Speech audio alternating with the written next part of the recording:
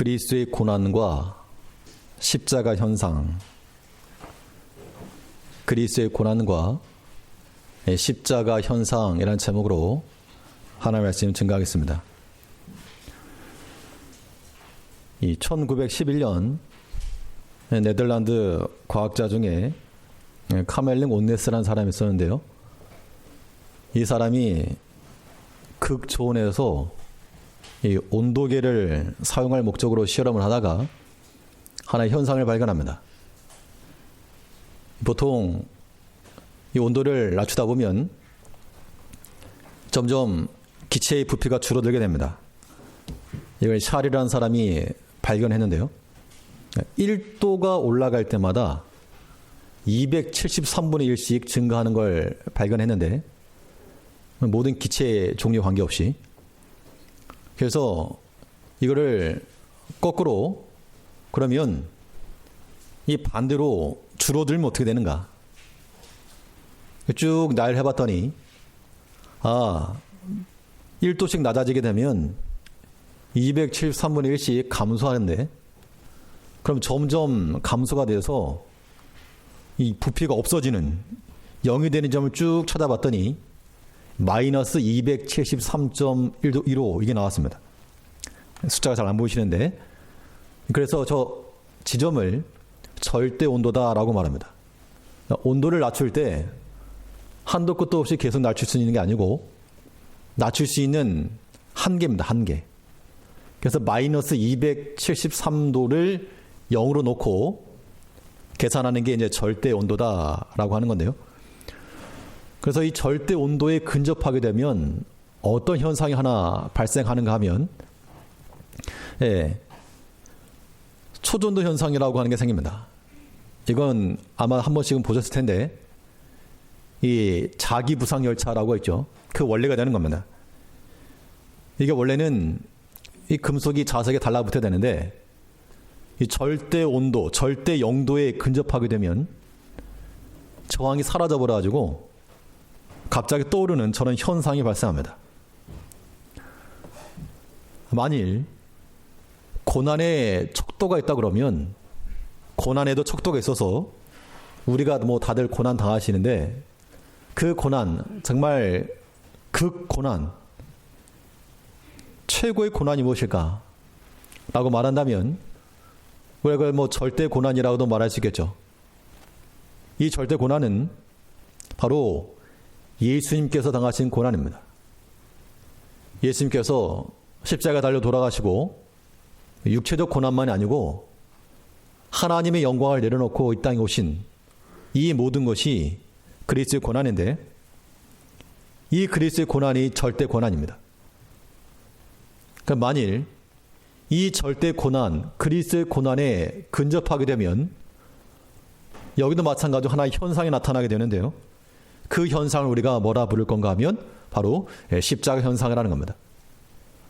그래서 우리가 평상시 때는 그러지 못했지만 이 그리스도의 십자가로 나아가게 되면 그 전에는 없던 우리 마음 가운데 있던 저항이 다 사라지고 오직 그리스도만 남게 되는 그러한 일들이 벌어지는 겁니다.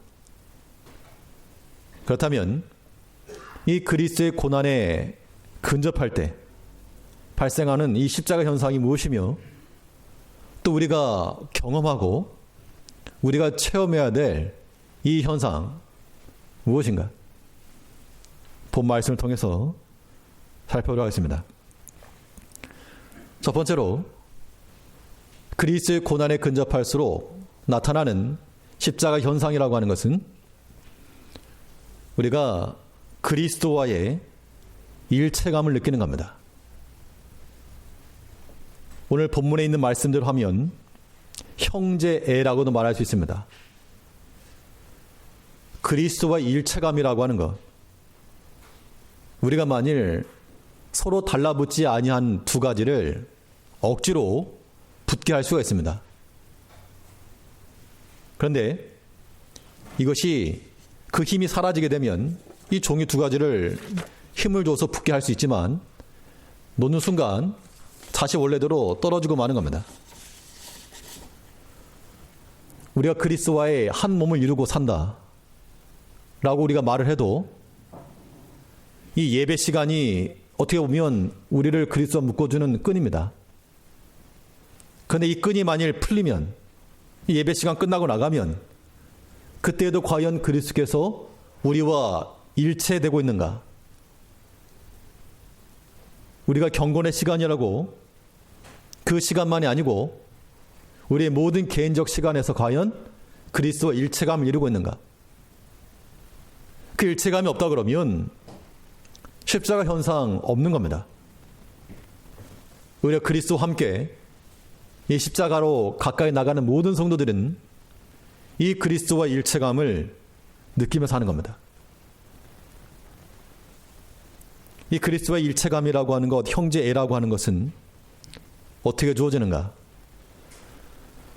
이것은 주와 같은 고난 받을 때 주와 같이 받는 고난을 통해서 우리는 그리스도와의 일체감을 느낄 수 있을 겁니다.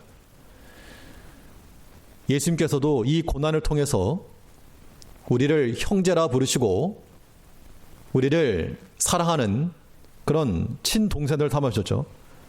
우리 본문 11절 말씀을 보시면 본문 11절에서 거룩하게 하시는 자와 거룩하게 함을 입은 자들이 다 하나에서 난지라. 그러므로 형제라 부르시기를 부끄러워 아니하시고, 주님께서 고난 받으시고 우리를 형제라 부르시기를 부끄러워하지 않으셨다. 즉 우리를 이제 남으로 여기지 않고 한 골육, 한 혈육으로 불러오셨다는 겁니다. 이제 하나가 되었다는 뜻인데,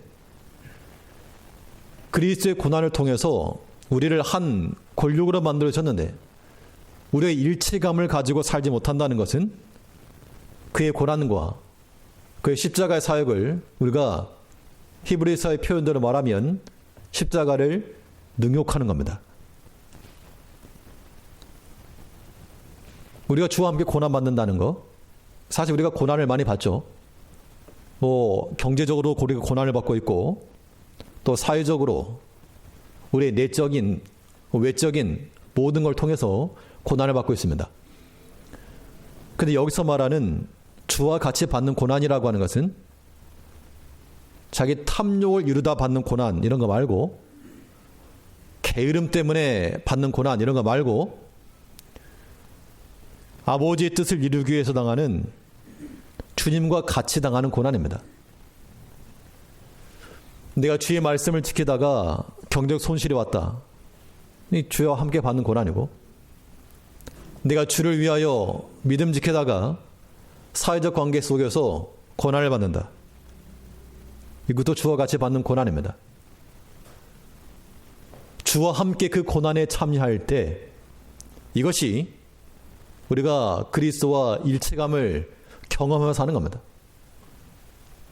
이 한 주간 우리가 이 고난 주간을 지나실 때 단지 어떻게 하면 내 육체를 괴롭게 할까 그것만 말고 그 고난을 우리 속에 채워서 그리스도가 우리 안에서 사시게끔 해야 됩니다. 골로새 1장 24절 말씀을 보시게 되면 바울은 말하기를 그리스도의 남은 고난을 내 육체에 채운다라고 말하고 있습니다. 예수님의 십자가 사역이 우리에게 부족해서가 아니고 나를 위해 행하던 것들 이제 다 버리고 내가 주를 위하여 받는 고난도 기쁜 마음으로 내 육체에 채우노라. 우리가 주님과 같은 입장이 되지 않고서 공감할 수 없다는 겁니다. 예수님께서는 우리를 구원하기 위해서 낮은 자리까지 기꺼이 감수하시고 모든 고난 다 받으셨는데 우리의 그 고난 통해서 주어진 구원을 이루어가기 위해서 주님과 같은 입장에서 고난받지 않으면 우리가 그 구원 온전히 이루어가지 못하는 겁니다. 우리가 말할 때는 고난에 참여한다 하지만 실상 이 고난이 조금만 와도 우리는 견뎌하지 못하는 것이 사람입니다. 예수님께서는 하나님이었음에도 불구하고 귀신의 왕이다, 바알세불이다, 우리 식으로 말하면 마귀 자식이다, 그 얘긴데, 우리 가운데 누가 그런 말 들으면 기분 좋을 사람이 없습니다. 싸우자고 덤빌지도 모를 일입니다. 그런 마음까지도 감당하고 그런 고난도 이겨낼 줄 아는 것, 이것이 우리 삶 가운데 나타나는 십자가 현상이라는 겁니다. 주와 함께 고난받는 것, 주와 함께 같은 마음을 품는 것, 이것이 바로 이 한 주간 우리 성도님께서 함께 하셔야 될 숙제입니다. 내 마음에 아픔이 있다, 또 슬픔이 있다, 그런 것들이 그리스도 안에서 해결함이 되어야 됩니다. 근데 이 그리스도의 일체감이라고 하는 것이 고난만 통해서 주어지지 않고요. 고난만 있다 그러면 어떻게 신앙생활 합니까? 이 고난의 시면에서 고난이 깊어지면 깊어질수록 우리는 더 죽을 것 같겠지만, 그러나 십자가 현상이라고 하는 것은 그리스도의 십자가에 이르게 되면 우리가 당하던 고난이 변한다는 겁니다. 이것이 십자가의 비밀입니다. 그래서 우리가 이 그리스도와 일체감을 누린다는 것은 주와 함께 고난받는 것만 아니라 주와 함께 또한 즐거워하는 것을 통해서 우리가 구원에 이뤄나갈 수 있는 겁니다. 주와 함께 기쁨을 얻는다는 것, 오늘 본문 12절 말씀을 보시죠. 12절에서 이르시되 내가 주의 이름을 내 형제들에게 선포하고 내가 주를 교회 중에서 찬송하려 하셨으며, 그리스도의 고난을 말하면서 또 이 교회에 그리스도의 찬송을 선포하실 것을 말씀하고 있습니다. 이 그리스도와 함께 고난받는 것은 고난인데, 이것이 우리에게 더 이상 고난이 되지 않을 그 지점에서부터 영광으로 바뀌는 겁니다. 그게 우리 성도의 기쁨이 되는 겁니다. 이 십자가 현상의 포인트는 바로 여기 있는데요. 고난에서 영광으로의 전환, 슬픔에서 즐거움으로의 변화가 일어나는 겁니다. 우리 개개인의 삶 가운데서 여러 가지 어려움이 있습니다.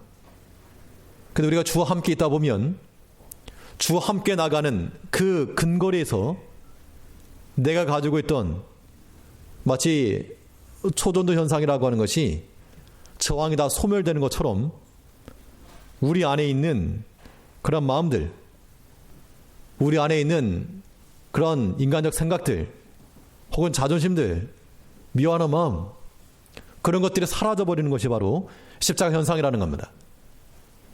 주와 함께 고난받고 주와 함께 즐거워할 때 이 일이 가능하죠. 그럼 주와 함께 즐거워한다는 것은 바꿔 말해서 주를 기쁘시게 할 것과 기쁘시게 하지 못할 것을 구별할 것인데요. 성경에서는 주를 기쁘시게 하지 못할 것에 대해서 일단 이렇게 표현하고 있습니다. 이 로마서 5장 8장 8절에서 보니까 육신에 있는 자들은 하나님을 기쁘시게 할 수 없다. 그렇기 때문에 육을 따라 생하는 자들은 하나님을 기쁘시게 할 수가 없고, 육신을 따라서 죄를 범하는 자들은 이 그리스도의 십자가로 살 수 없는 겁니다. 바꿔 말해서 육신의 생각이 하나님을 기쁘시게 못한다는 것은 우리 영의 생각을 가지고 하나님을 섬겨야 될 것을 말하고 있습니다. 육신을 따르는 사람은 육신을 생각하고 영을 따르는 자들은 영예를 생각한다. 이제 우리가 이 한 주 동안에 육신의 것을 생각하느라고 바쁘고 분주한 그런 삶만이 아니고, 지금 이 코로나 사태가 우리 현실적인 거죠. 피부로 와닿는 겁니다.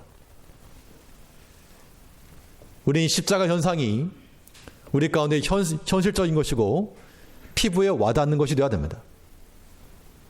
그래서 여기서는 주와 함께하는, 같은 마음을 가지고 함께 즐거워하는, 주께서 기뻐하시는 것이 내게도 기쁨이 되고 주께서 싫어하시는 것이 내게도 싫어버린 바가 될 때, 그래야지만 우리가 그리스도와의 일체감을 가지고 산다라고 말하는 겁니다. 등 돌리며 사는 거 말고 서로 마주 보는 겁니다. 예배의 끈이 풀어졌다고 그래서 그리스도와 풀어지는 거 말고 우리는 여전히 붙어 있어야 됩니다. 주일만 아니고 월요일도 그러하고 화요일도 마찬가지입니다. 매일매일이 매 시간이 내가 그리스도와 합일이 되어서 분리되어서 살 수 없는, 주님과 분리되어 산다는 것은 마치 뿌리 뽑힌 나무 같습니다. 뿌리가 뽑힌 나무에도 여전히 이파리가 있고 나뭇잎도 있고 그렇습니다.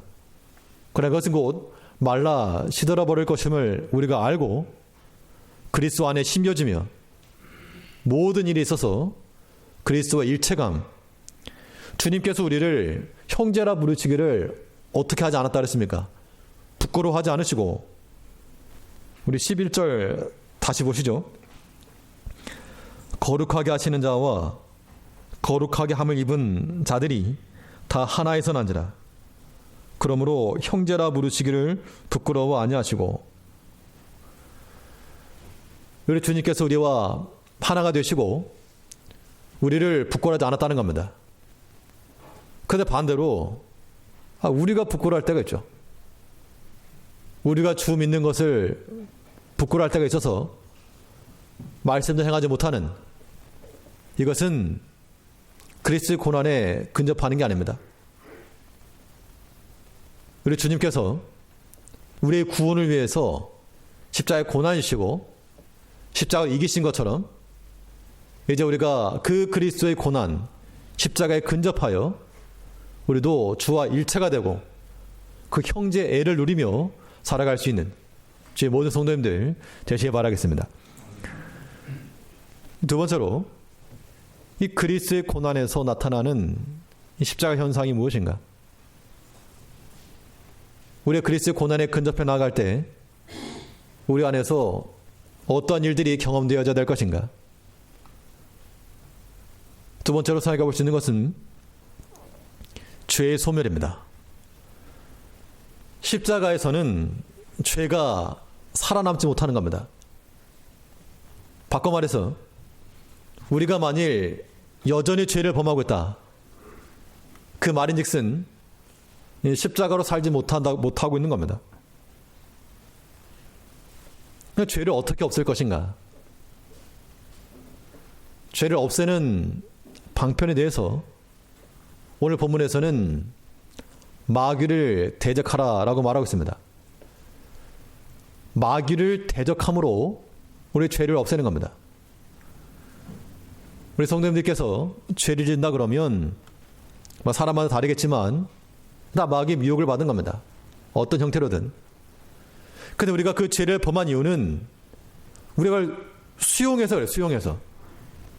물리쳤다 그러면 들어올 리가 없는데 그냥 은근슬쩍 수용하는 겁니다. 은근슬쩍. 왜냐하면 그게 내게 유익을 줄 거라 생각하기 때문에 그렇죠.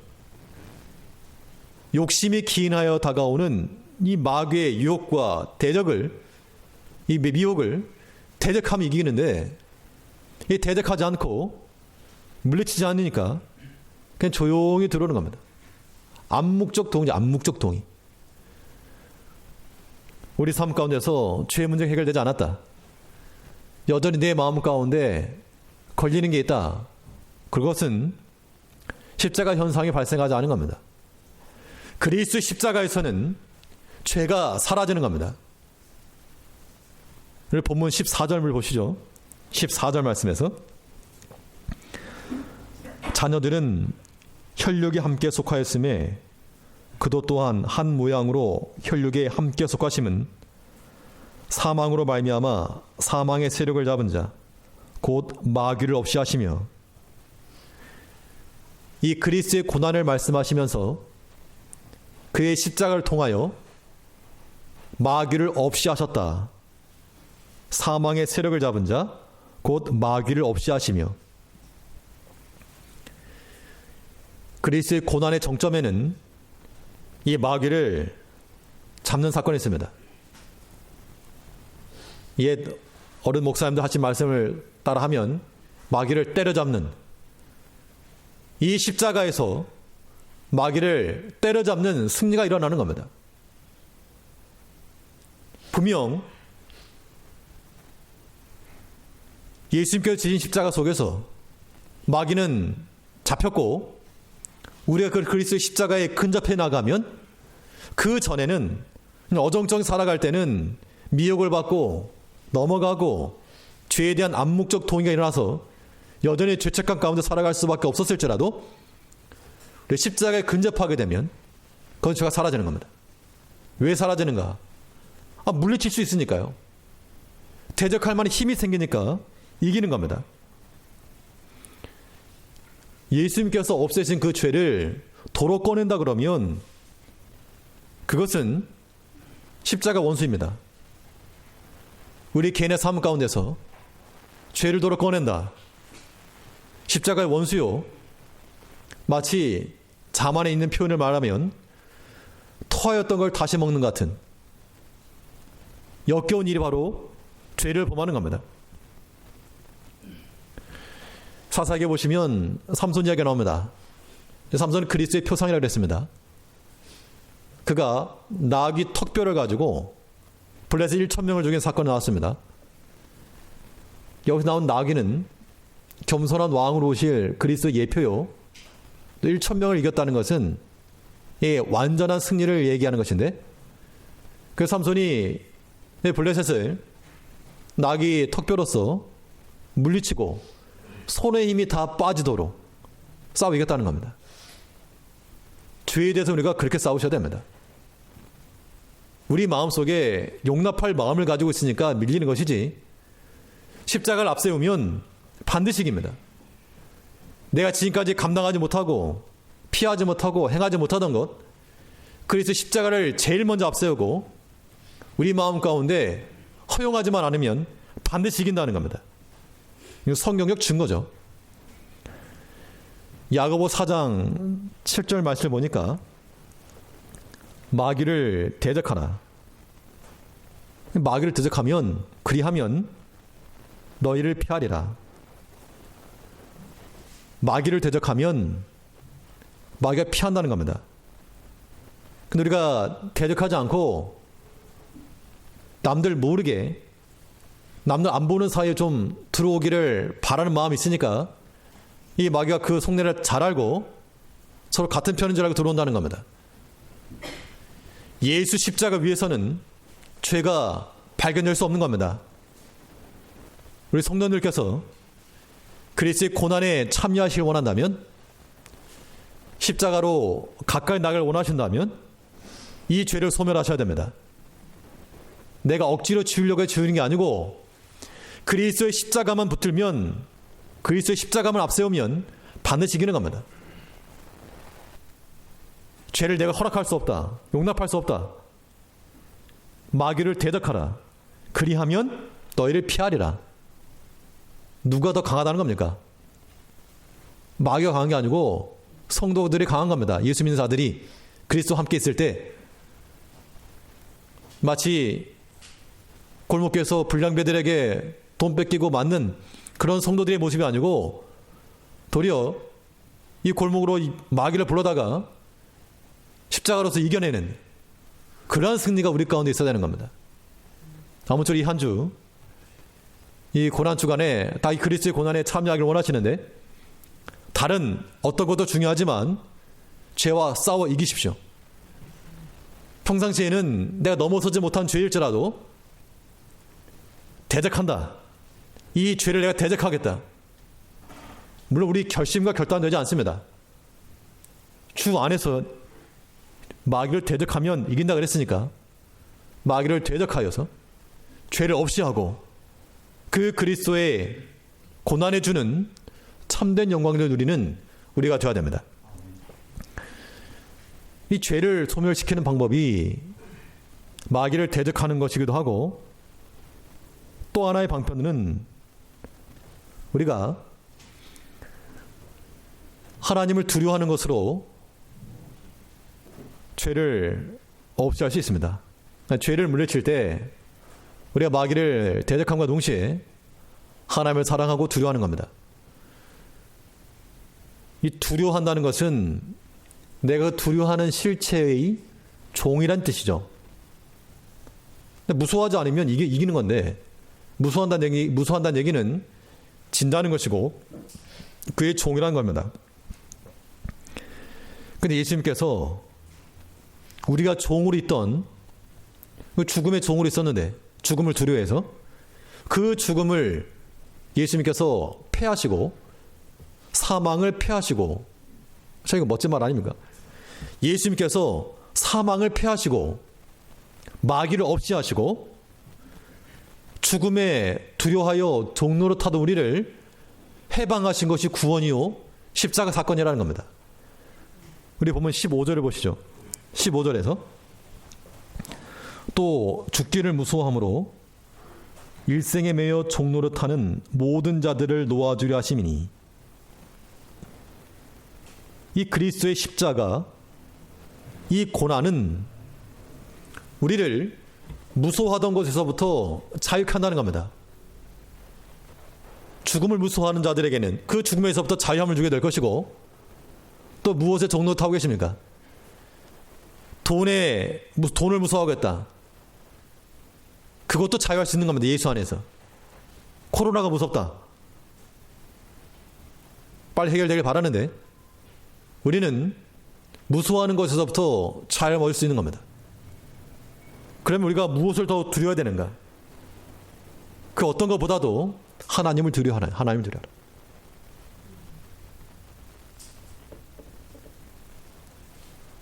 하나님을 두려워하는 자들은 죄를 물리칠 수 있는 힘을 얻는 겁니다. 당연한 거죠. 하나님을 두려워하지 않기 때문에 죄를 범하는 겁니다. 상을 해보시라고요. 사람들이 뉴스에 나오는 그런 뉴스 그런 것만 아니고요. 왜 횡령을 하고 왜 그런 죄를 범합니까?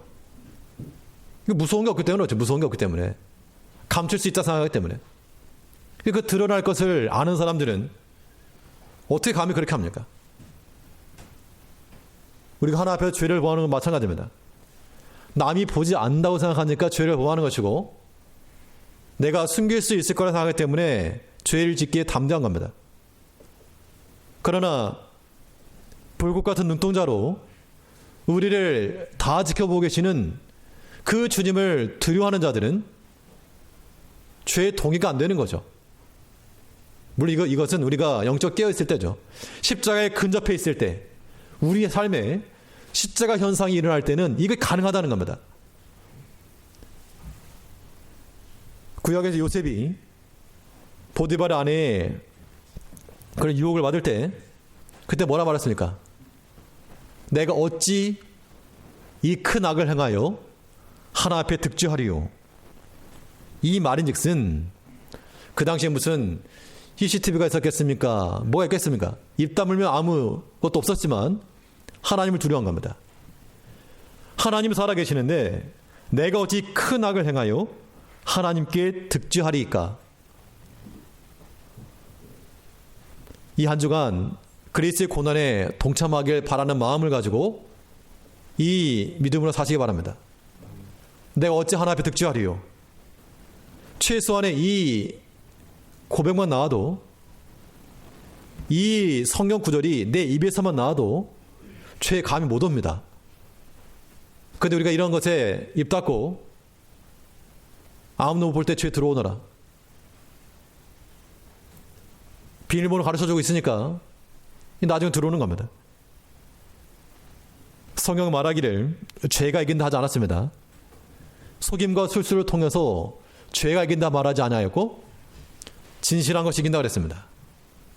이제 하나님 앞에서 우리가 바르고 진실한 마음을 가질 것이요, 그리스의 고난, 십자가에 근접해 나아감으로 무엇이 소멸되도록?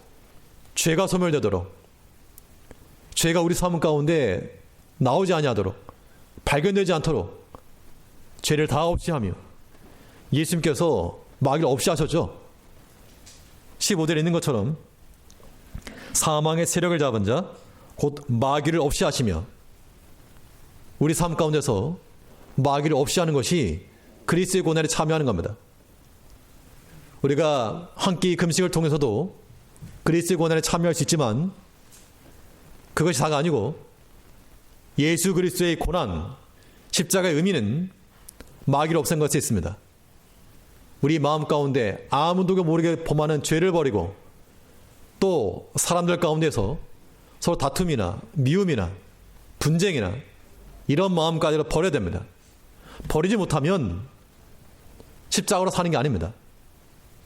모두 우리 마음에는 예수 그리스도로 인한 온전한 기쁨과 평안이, 하나님을 사랑하고 경외하는 마음만이 넘쳐날 수 있도록 십자가 안에서 죄를 다 소멸시켜가는 우리 제일교회 동료들 되시길 바라겠습니다. 마지막으로 이 그리스도의 고난에서 나타나는 십자가 현상이 무엇인가? 우리가 그리스도의 고난에 나아갈 때, 십자가로 근접할 때 어떤 현상들이 또 우리 가운데 발생할 것인가? 셋째는 충성된 마음. 충성이라고 하는 것이 우리의 결심과 결단에서만 나오는 거 아닙니다. 물론 그것도 되지만 그건 상당히 제한적인 것이고, 목숨을 바치기까지의 충성이라고 하는 것, 온전한 충성은 오직 십자가에서 나오는 겁니다. 이 충성이라고 하는 것은 내가 열심히 해야 되겠다, 그 이상으로 우리가 하나님의 마음을 헤아릴 수 있을 때, 아버지의 마음을 우리가 살필 때 그때 충성할 수 있는 겁니다. 사람이 어떻게 하나님의 마음을 이해하는가? 이 어린 자녀들이 어렸을 때는 부모의 심정을 모르지만 이제 성장하면, 철이 들면 이 부모님의 마음을 알아가죠. 마찬가지로 우리가 신앙적 면에서 성숙하게 되고 이 십자가 안에 서 있으면 나를 향하신 하나님의 뜻이 무엇인지 헤아릴 수 있다는 겁니다. 이 거룩함을 추구하는 것과 불순종을 행하는 것, 어느 것이 하나님의 뜻인지를 분별할 수가 있죠. 이 아버지의 마음을 헤아릴 때 그때 우리가 충성할 수 있는 겁니다. 우리가 가끔 사람을 평가할 때 저 사람 좀 생각이 없다, 그렇게 말하기도 합니다. 겉으로 드러난 행동이 참 어떤 생각을 했는가, 생각이 없으니까 저는 행동한다, 그렇게 말을 하죠. 우리 신앙적 행위를 살필 때에도 우리 마음 가운데 하나님에 대한 생각이 없으면 우리의 겉으로 드러난 행동도 뻔한 겁니다. 반면 하나님에 대한 생각이 우리 마음 가운데 가득하면 그 하나님에 대한 생각에서부터 또한 하나님을 향한 행실이 나오는 겁니다. 아버지의 마음을 깨달아야 됩니다. 이사야서에 보면 이런 말씀이 있습니다. 누가 우리를 위하여 갈꼬? 누가 갈꼬? 그렇게 말했을 때 그 하나님의 심정을 헤아렸던 선자는 뭐라 말했는가 하면, 내가 여기 있사오니 나를 보내소서. 이건 무슨 이 시국에 내가 열심히 충성하겠습니다가 아니고 그 아버지의 마음을 아니까 움직이지 않을 수 없다는 겁니다. 그게 십자가입니다. 또 마태복음에 보면 예수님께서 선한 청지가 되어서 때를 따라 양식을 나눌 자가 누구뇨? 청지기를 찾고 계십니다. 그때도 마찬가지로 그 주인의 심정을 헤아려서 종이 여기 있나이다 하고 나가서 마치 주의 제자들과 같이 하나님의 백성들을 섬길 수 있는 그런 일꾼들이 되어야 한다는 겁니다. 우리 마음 가운데 자기 입장을 내세우거나 사람의 마음이 강하게 되면 절대 충성 못합니다. 오직 하나님의 마음이 우리 마음에 가득해야지만이, 그건 정말 절대 고난, 절대 십자가의 자리까지 내려가야지만이 온전한 사명 감당 충성할 수 있다는 겁니다. 오늘 본문 17절을 보시면 17절에서 그러므로 저가 범사에 형제들과 같이 되심이 마땅하도다. 이는 하나님의 일에 자비하고 충성된 대제사장이 되어 백성의 죄를 구속하려 하심이라. 그리스도의 고난이 그의 충성된 대제사장의 사역이라는 겁니다. 하나님의 마음을 알고 이 잔이 내게서 지나가기까지 예수님은 그렇게 기도하셨지만 아버지의 뜻을 찾고 아버지 뜻대로 될지어다. 이것이 곧 십자가로 사는 것이요 십자가 현상입니다. 하나님께서 우리를 직분자로 부르고 또한 거룩한 성도로 불렀습니다. 그러면 이제 우리는 그 하나님의 마음을 깨닫고 우리를 통해서 이루시고자 하시는 그 하나님의 마음을 헤아리셔야 됩니다. 우리의 직분을 가지고 있고 성도는 이름이 있는데 그냥 자기만을 위해서 내 유익을 위해서 어떻게 하면 나를 높일까 이것만 생각하게 되면 그는 십자가 원수입니다. 우리가 다 주를 사랑하는 마음을 가지고 누가 갈고 누가 때를 따라 양식을 나눠줄고 할 때 그냥 조용히 입 다물고 있는 우리가 말고 손을 들고 일어나서 종이 여기 있나이다. 그 마음을 갖는 것이 십자가 현상이 있는 충성된 종인 겁니다. 이런 마음을 가지고 나가시게 되면 충성된 마음을 가지고 있게 되면 그 만사형통되는가. 우리가 아무리 주를 위해서 충성하려고 해도 여기는 반드시 이 사탄의 시험이 오게 되어 있습니다. 그러면 우리는 어떻게 할 것인가? 충성하는 자들은 시험이라도 이겨내야 됩니다. 충성된 마음이라고 하는 것은요, 시험을 이기는 겁니다. 시험 중에라도 이기는 것이 참된 충성입니다. 많은 고난은 연단된 실력을 제공하죠. 예수님께서 그 십자가의 고난을 지시고 이 모든 것을 감당하신 것은, 끝까지 충성하신 것은 큰 고난을 당하는 우리를 도와주기 위해서라 그랬습니다. 오늘 본문 18절 말씀에서 18절에서 자기가 시험을 받아 고난을 당하셨은즉 시험 받는 자들을 능히 도우시느니라. 그리스도께서 십자가 고난을 당하신 것은 고난 당한 우리를 도와주시려고 고난 당했다는 겁니다. 우리가 당하는 고난을 아신다는 얘기입니다. 이 고난 누가 할까? 사람 모르는데 주님께서 아시니까 고난 당할 때마다 주 앞에 엎드려 간구하고 도움을 구하시라는 겁니다. 그러면 그 십자가의 자리에서 우리를 능히 도우시는 그리스도의 도우심을 받을 수 있는 겁니다. 이 그리스도의 도움이 있기 때문에 우리가 끝까지 충성해 나가는 겁니다. 예수님도 시험 받으셨습니다. 제자들에게 하신 말씀 가운데 너희는 나와 함께 같은 시험을 받았으니, 예수님께서도 이 십자가 사역 감당해 나가실 때 시험 받았다는 겁니다. 제자들에게도 시험을 받으시고 바리새인들과 서기관들에게도 시험을 받으시고 백성들에게도 시험을 받으시고 우리를 하여금 낙심케 하고 불평케 할 만한 일들 예수님이 다 당하셨다는 겁니다. 거기서 많이 멈췄다 그러면 충성이 아니죠. 마찬가지로 우리가 주의 믿음의 일을 감당하다가 이 말 듣고 저 말 듣고 이 일 터지고 저 일 터지게 되면 사실 동력이 떨어질 때가 있습니다. 내가 무슨 좋은 일 보자고 이걸 하는가. 그런 마음 들 때 이겨내는 것이 충성입니다. 십자가의 자리까지 나가게 되면 바로 이것이 감당할 수 있다는 얘기입니다. 고린도에서 보면 이런 말씀이 있죠. 우리가 당하는 모든 시험은 감당치 못할 시험이 아니고 충분히 감당할 수 있는 시험을 주셨다. 너의 감당치 못할 시험 당함을 허락지 않으시고 또한 시험 당할 즈음에 피할 길을 주셔서 능히 감당하게 하시느니라. 그래서 이 그리스도의 십자가 자리까지 그리스도의 고난에 참여하는 자들은 시험을 이길 수 있다는 겁니까? 없다는 겁니까? 있다는 겁니다. 여기에 우리의 동의가 돼야 됩니다. 우리 믿음상 하다 보면 우리 마음을 뒤집는 일들이 얼마나 많습니까? 많은 십자가 안에서 이길 수 있는 겁니다. 용서하고 사랑하는 것이 십자가 안에서 가능한 겁니다. 여전히 내 마음이 불편하다. 남 탓할 게 아니고 본인 탓을 하셔야죠. 내가 아직 멀었구나.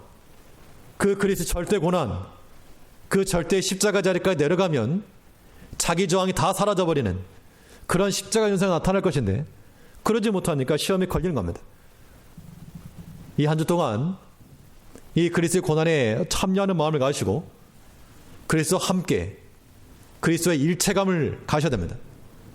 예배 끝났다고 해서 예수님 따로 나 따로가 아니라 같이 또 이 십자가 위에서는 죄의 소멸이 일어난다 그랬습니다. 죄를 물리치고 대적을 하고 하나님을 두려워하는 마음이 우리 마음 가운데 커서 하나님의 말씀을 순종하고 끝까지 충성하여 비록 시험이 임하더라도 우리를 능히 도우시는 우리 주님께 간구하여 그 도우시는 힘으로써 끝까지 우리 주님께서 기뻐하시는 이 사명의 길, 십자가의 길, 구원의 길에 잘 감당해 나가는 우리 모든 제일교회 성도님들 다 되시기를 바라겠습니다. 기도하시겠습니다.